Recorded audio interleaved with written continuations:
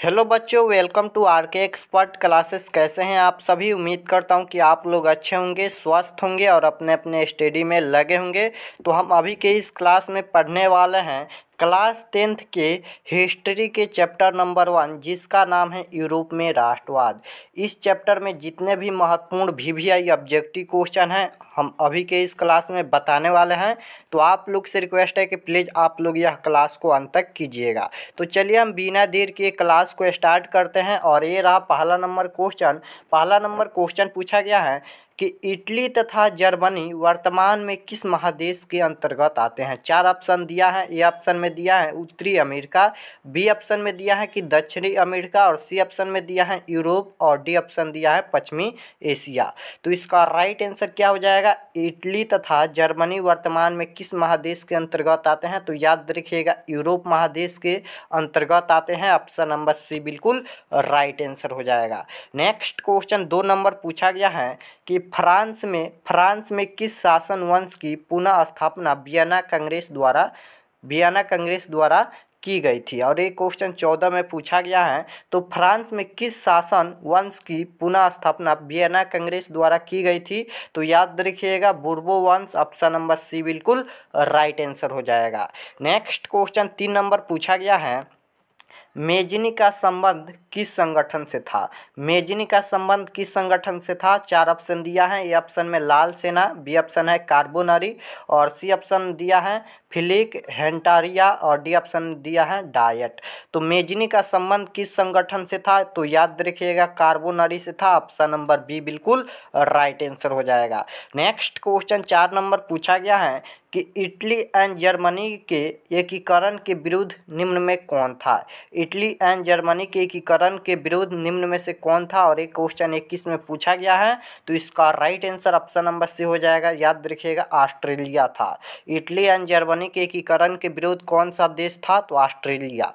चलिए next question 5 number पूछा गया है कि काउंट काबुल को विक्टर एमानुएल ने किस पद पर नियुक्त किया? तो याद रखिएगा इसका right answer option number C हो जाएगा प्रधानमंत्री। और ये क्वेश्चन 20 और 22 में पूछा गया है। तो इसका right answer option number C हो जाएगा प्रधानमंत्री। नेक्स्ट क्वेश्चन पूछा गया है 6 नंबर कि गैरीबाल्डी पेशे से क्या था? गैरीबाल्डी पेशे से क्या था? ये ऑप्शन दिया है सिपाही, बी ऑप्शन है किसान, सी ऑप्शन है जमींदार, और डी ऑप्शन है नाविक। तो गैरीबाल्डी पेशे से क्या था? तो याद रखिएगा नाविक था। ऑप्शन नंबर डी बिल्कुल राइट आंसर हो जाएगा। और ये भी क्वेश्चन 12, 14 और 19 में पूछा गया है। काफ़ी इंपॉर्टेंट ये सभी क्वेश्चन है, आप लोग याद कर लीजिएगा। 7 नंबर क्वेश्चन पूछा गया है कि जर्मन राइन राज का निर्माण किसने किया था? जर्मन राइन राज का निर्माण किसने किया था? और ये भी क्वेश्चन देख सकते हो 3 बार पूछा गया है एग्जाम में। 14, 16 और 22 में पूछा गया है। तो जर्मन राइन राज का निर्माण किसने किया था? तो याद रखिएगा नेपोलियन बोनापार्ट ने किया था। ऑप्शन नंबर बी बिल्कुल राइट आंसर हो जाएगा। चलिए नेक्स्ट क्वेश्चन है 8 नंबर क्वेश्चन है कि जालवेरिन कैसी संस्था थी? जालवेरिन कैसी संस्था थी, या पूछेगा कि जालवेरिन किसकी संस्था थी? तो याद रखिएगा इसका right answer option number B हो जाएगा व्यापारियों की थी। नेक्स्ट क्वेश्चन पूछा गया है 9 नंबर कि रक्त एवं लौह की नीति का अवलंबन किसने किया? रक्त और लौह की नीति का अवलंबन किसने किया? ये भी क्वेश्चन 11, 17 और 20 में पूछा गया है। ए ऑप्शन दिया है मेजनी, बी ऑप्शन है हिटलर, और सी ऑप्शन है बिस्मार्क, और डी ऑप्शन है विलियम वान। तो इसका राइट आंसर क्या हो जाएगा? याद रखिएगा रक्त एवं लौह की नीति का अवलंबन बिस्मार्क ने किया था। ऑप्शन नंबर सी बिल्कुल राइट आंसर हो जाएगा। नेक्स्ट क्वेश्चन पूछा गया है 10 नंबर कि फ्रैंकफर्ट की संधि कब हुई? फ्रैंकफर्ट की संधि कब हुई थी? और ये भी क्वेश्चन देख सकते हो 20 और 21 में पूछा गया है। तो फ्रैंकफर्ट की संधि कब हुई थी? तो याद रखिएगा 1871 में हुई थी। ऑप्शन नंबर डी बिल्कुल राइट आंसर हो जाएगा। नेक्स्ट क्वेश्चन 11 नंबर पूछा गया है कि यूरोप वासियों के लिए किस देश का साहित्य एवं ज्ञान विज्ञान प्रेरणा स्रोत रहा? यूरोप वासियों के लिए किस देश का साहित्य एवं ज्ञान विज्ञान प्रेरणा स्रोत रहा? तो याद रखिएगा इसका right answer option number B हो जाएगा यूनान का। नेक्स्ट क्वेश्चन पूछा गया है 12 नंबर कि नेपल्स की क्रांति कब हुई थी? नेपल्स की क्रांति कब हुई थी? तो याद रखिएगा नेपल्स की क्रांति हुई थी 1821 ईस्वी में। ऑप्शन नंबर बी बिल्कुल राइट राइट आंसर हो जाएगा।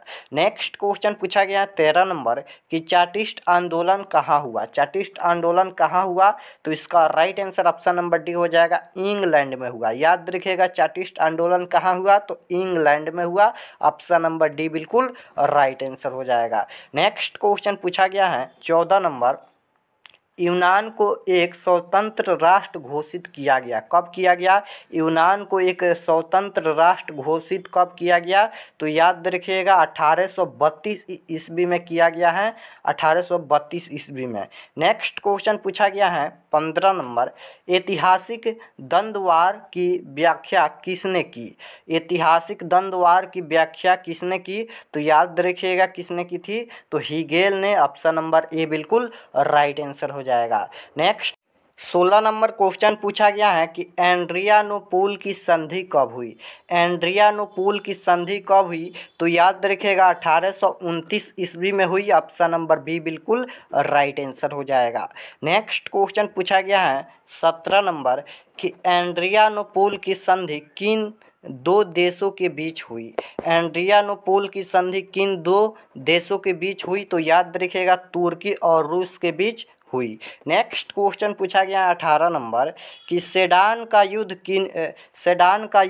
किन के बीच हुआ। सेडान का युद्ध किन के बीच हुआ, यही क्वेश्चन पूछा गया है। तो याद रखिएगा फ्रांस और पारसा का बीच हुआ था। फ्रांस और पारसा। सेडान का युद्ध किन के बीच हुआ था, तो याद रखिएगा फ्रांस और पारसा।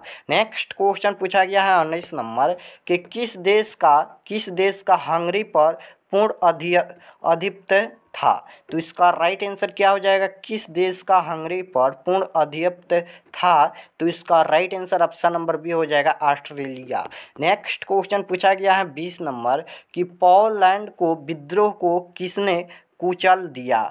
पोलैंड को विद्रोह को किसने कुचल दिया, तो याद रखिएगा इसका right answer option number A हो जाएगा, रूस। नेक्स्ट क्वेश्चन पूछा गया है 21 नंबर कि सन 1870 में फ्रांस और पारसा के बीच युद्ध कहाँ हुआ था। अभी एक क्वेश्चन ऊपर हम बताए हैं कि सन 1870 में फ्रांस और पारसा के बीच युद्ध कहाँ हुआ था, और एक क्वेश्चन 15 में पूछा गया है, तो कहाँ हुआ था, तो सेडान में हुआ था। ऑप्शन नंबर ए बिल्कुल राइट आंसर हो जाएगा। नेक्स्ट क्वेश्चन पूछा गया है 22 नंबर कि किस युद्ध के बाद जर्मनी का एकीकरण पूरा हुआ। किस युद्ध के बाद जर्मनी का एकीकरण पूरा हुआ, तो याद रखिएगा सेडान का युद्ध में जर्मनी का एकीकरण पूरा हुआ। ऑप्शन नंबर डी बिल्कुल राइट आंसर हो जाएगा। नेक्स्ट क्वेश्चन पूछा गया है 23 नंबर कि यंग यूरोप का संस्थापक कौन था। यंग यूरोप का संस्थापक कौन था, तो इसका राइट आंसर क्या हो जाएगा, यंग यूरोप का संस्थापक कौन था, तो इसका right answer option number A में दिया है, मेजनी था। नेक्स्ट क्वेश्चन पूछा गया है 24 नंबर, यूरोप का मरीज किसे कहा जाता था। यूरोप का मरीज किसे कहा जाता था, और एक क्वेश्चन 19 में पूछा गया है, तो यूरोप का मरीज किसे कहा जाता था, तो याद रखिएगा तुर्की को कहा जाता था। ऑप्शन नंबर ए बिल्कुल राइट आंसर हो जाएगा। नेक्स्ट क्वेश्चन पूछा गया है 25 नंबर, वियना कांग्रेस कब हुआ था। वियना कांग्रेस कब हुआ था, तो याद रखिएगा वियना कांग्रेस हुआ था 1815 ईस्वी में। ऑप्शन नंबर ए बिल्कुल राइट आंसर हो जाएगा। नेक्स्ट क्वेश्चन 26 नंबर पूछा गया है कि जर्मनी के एकीकरण का प्रमुख वास्तुकार कौन था, और एक क्वेश्चन 21 में पूछा गया है, तो आप लोग को बताना है कि जर्मनी के एकीकरण का प्रमुख वास्तुकार कौन था, तो इसका right answer option number D में दिया है, बिस्मार्क था। याद रखिएगा बिस्मार्क था। नेक्स्ट क्वेश्चन पूछा गया 27 नंबर कि इटली के एकीकरण में निम्न में से किसका संबंध नहीं था। नहीं पूछा गया है कि इटली के एकीकरण में निम्न में से किसका संबंध नहीं था, तो किसका नहीं था, तो ऑप्शन नंबर ए में दिया है, बिस्मार्क का नहीं था। नेक्स्ट क्वेश्चन पूछा गया है 28 नंबर कि 1830 की क्रांति के बाद फ्रांस में किस प्रकार का शासन स्थापित हुआ। 1830 की क्रांति के बाद फ्रांस में किस प्रकार का शासन स्थापित हुआ, और एक क्वेश्चन 21 में पूछा गया है, तो 28 का ऑप्शन नंबर बी बिल्कुल राइट आंसर हो जाएगा, संवैधानिक राजतंत्र। नेक्स्ट क्वेश्चन पूछा गया है 29 नंबर कि जर्मनी के एकीकरण के लिए कौन उत्तरदायी था। जर्मनी के एकीकरण के लिए कौन उत्तरदायी था, तो इसका right answer option number B हो जाएगा बिस्मार्क था। याद रखिएगा जर्मनी के एकीकरण के लिए कौन उत्तरदायी था, तो बिस्मार्क था। नेक्स्ट क्वेश्चन पूछा गया है 30 नंबर कि 1871 में कौन सी संधि हुई थी। ये भी क्वेश्चन ऊपर देखे थे, पूछा गया था कि फ्रैंकफर्ट की संधि कब हुई थी, तो 1871 में। और वही क्वेश्चन थोड़ा उलट के पूछ दिया है कि 1871 में कौन सी संधि हुई थी, तो फ्रैंकफर्ट की संधि हुई थी। ऑप्शन नंबर ए बिल्कुल राइट आंसर हो जाएगा। नेक्स्ट क्वेश्चन 31 नंबर पूछा गया है कि इटली के एकीकरण में निम्न में किसने योगदान किया था। इटली के एकीकरण में निम्न में किसने योगदान किया था, तो याद रखिएगा इनमें से सभी किया था। यानी ए ऑप्शन दिया है मेजनी, ये भी योगदान किया था। बी ऑप्शन है गैरिबाल्डी, ये भी योगदान किया था। और सी ऑप्शन दिया है काउंट काबूल, यानी ये भी योगदान किया था। तो इसका right answer option number D हो जाएगा, इनमें से सभी।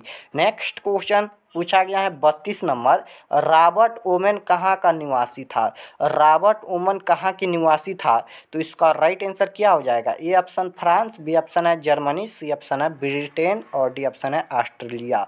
तो रॉबर्ट ओवेन कहाँ का निवासी था, तो इसका right answer option number C हो जाएगा, ब्रिटेन का निवासी था। तो हमने यहाँ जो चैप्टर नंबर 1 है क्लास 10th के हिस्ट्री का चैप्टर नंबर 1 यूरोप में राष्ट्रवाद, इसमें 32 VVI यानी महत्वपूर्ण ऑब्जेक्टिव क्वेश्चन था, हम बता दिए हैं अभी के इस क्लास में। तो आप लोग से रिक्वेस्ट है कि प्लीज़ आप लोग यह सभी क्वेश्चन को ज़रूर से ज़रूर याद कर लेना। काफ़ी महत्वपूर्ण क्वेश्चन है आप लोग को एग्जाम के लिए, तो याद कर लेना। अगर आप लोग चैनल पर नए हैं तो चैनल को प्लीज़ आप लोग सब्सक्राइब कर लीजिए, ताकि आने वाले नेक्स्ट क्लास आपके पास ज़रूर पहुँचे, क्योंकि सभी सब्जेक्ट का तैयारी इसी चैनल पर कराया जाएगा आप लोग को फाइनल परीक्षा के लिए।